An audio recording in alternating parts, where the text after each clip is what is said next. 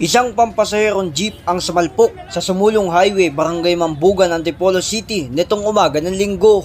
Dahil sa matinding pagsalpok ng jeep sa poste, nagkawasak-wasak ang bumper nito. Ayon sa barangay, pasado alas 10 ng umaga ng kanilang matanggap ang report sa naganap na aksidente. Actually, kanina, mga 10:49 AM ng umaga, may tumakbo ditong tao. Sinasabi nga na nagkaroon ng aksidente dito sa may gilid ng lumang barangay hall. So, tinignan namin, nakita na namin na isang jeep na nakasadsad na dun sa may gutter ng isang company dyan. Base sa isinagawang investigasyon, nanggaling sa pakikipaglibing ang jeep na sumalpok at sa hindi inaasahan nawalan umano ito ng preno. At napag-alaman namin na galing pala sa libing itong jeep at puno ng pasahero na nakipaglibing kamag-anak. Matapos ang aksidente, kaagad naman ay sinugod ang 19 taong sugatan kabilang ang driver. Bali, 18 ang pasahero ng jeep plus driver.